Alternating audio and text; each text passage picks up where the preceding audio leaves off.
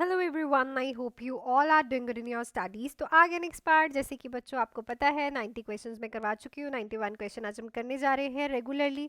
5:30 आप लोगों के लिए क्वेश्चंस आते हैं जो भी बच्चे DHS Punjab BF UHS and GMCH की तैयारी कर रहे हैं। सो चैनल पे न्यू हो, चैनल को लाइक शेयर सब्सक्राइब जरूर कर देना और प्रीवियस वीडियोस को जरूर देखना। आज हम करने जा रहे हैं 100 क्वेश्चंस पूरे। एंड अगर कोई भी बच्चा बैचेस ज्वाइन करना चाहता है तो आप लोग इस नंबर पे कॉल या फिर मैसेज करके DHS Punjab BF UHS and GMCH के लिए बैच ज्वाइन कर सकते हो। 3 मंथ्स के बैच की फीस है 2299, 4 मंथ्स के बैच की फीस है 2499, 6 मंथ्स के बैच की फीस है 3199। बैचेस लाइव प्लस रिकॉर्डेड है, theory plus MCQs plus test series वाले बैच है। तो नंबर आपके पास है, आज ही इसी नंबर पे कॉल या फिर मैसेज करके ज्वाइन कर सकते हो। चलो पहली क्वेश्चन देखते हैं हम आज की वीडियो का। The nurse is caring for a patient with acute kidney injury due to dehydration. Which urine output findings suggest improvement? तो एक पेशेंट है जिसको एक्यूट किडनी इंजरी हुई है और उसे डिहाइड्रेशन की वजह से एक्यूट किडनी इंजरी हुई है।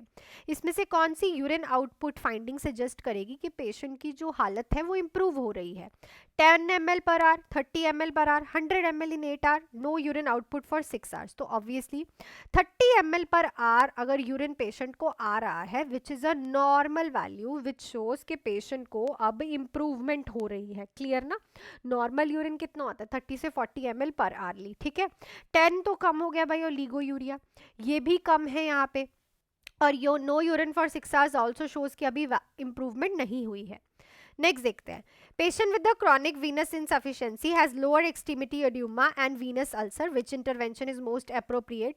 तो पेशेंट को वीनस इनसफिशिएंसी है, लोअर एक्सट्रीमिटी का एडिमा है और वीनस में अल्सर है, वेन्स में अल्सर है।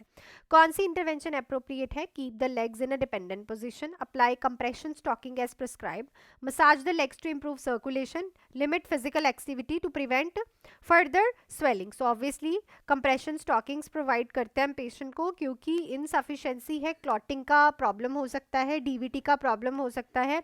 तो कंप्रेशन स्टॉकिंग्स जो है वो सबसे सही रहेंगी। नेक्स्ट है, nurse is caring for a patient who had a total hip replacement, which action is most appropriate to prevent dislocation? Total hip replacement हुआ है पेशेंट का, आप उसकी केयर कर रहे हो, मोस्ट इंपॉर्टेंट इंटरवेंशन क्या रहेगी ताकि हिप का डिसलोकेशन ना हो? Encourage the patient to sit in a low chair, keeping the leg in a bended position, instructing the patient to avoid bending the waist beyond 90 degree, having the patient cross their legs when turning in bed. So obviously अब hip dislocation से बचना है तो patient का adduction नहीं होने देते हम। ठीक है, सेकेंडली हम पेशेंट को ये कहते हैं अबडक्शन, एडक्शन नहीं, मतलब साथ में नहीं जोड़नी टांगे, और इंस्ट्रक्ट करते हैं कि 90 डिग्री से ज़्यादा वेस्ट को बेंड नहीं करना, उससे हिप डिसलोकेशन का खतरा हो सकता है। क्लियर? और क्रॉस लेग नहीं करनी होती। नेक्स्ट है, patient with the Parkinson's disease has difficult swallowing, which intervention is most appropriate? Parkinson's disease वाले को स्वेलो करने में डिफिकल्टी आ रही है, कौन सी इंटरवेंशन अप्रोप्रिएट है? Offering thin liquid with meal, encouraging the patient to tilt their head back when swelling, provide high protein food to improve muscle strength, encourage small frequent meal with thickened liquid। obviously small frequent meal दो और thick liquid दो, thin liquid कम दो। Clear ना? जिससे patient को कुछ problem नहीं हुई। क्लियर? Next है, the nurse is caring for a patient with a chronic obstructive pulmonary disease who has an oxygen saturation 88% on room air. What is a priority intervention? COPD वाला patient है, oxygen saturation 88% आ रही है room air में, priority intervention क्या रहेगी?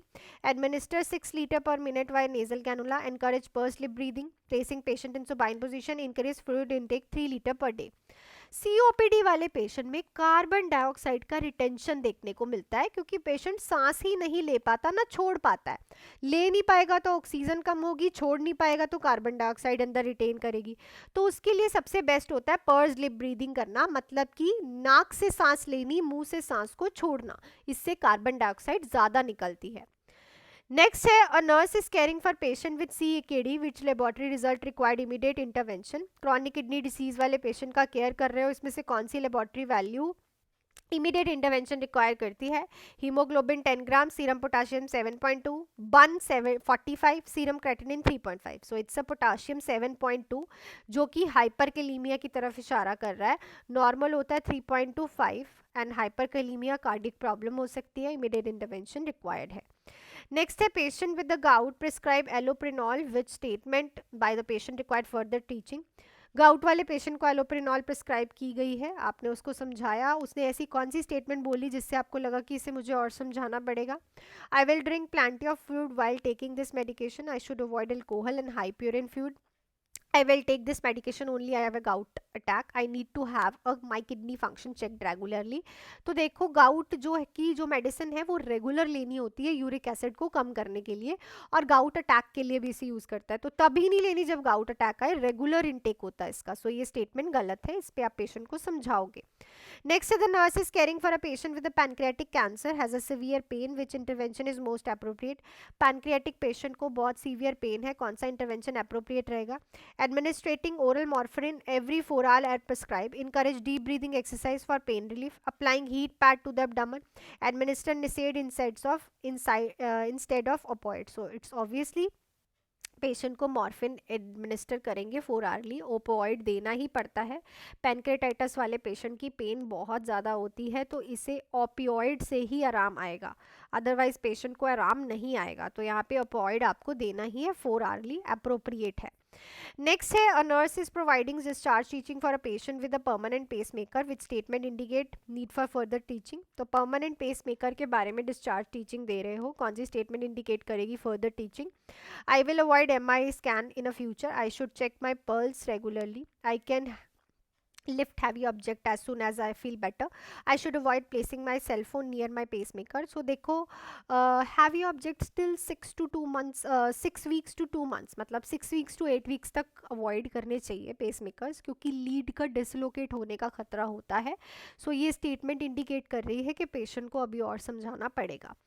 Next है a nurse is caring for a patient with diabetic ketoacidosis which finding indicate patient is improving. तो डायबिटिक कीटोएसिडोसिस है, आप उसकी केयर कर रहे हो, कौन सी फाइंडिंग बताएगी पेशेंट की कंडीशन इंप्रूव हो रही है। Serum glucose 450, deep rapid breathing, pH 7.35, bicarbonate 22, presence of ketones in urine. So question का आंसर आपको पता है, लास्ट है, तो कमेंट सेक्शन में लिखना है।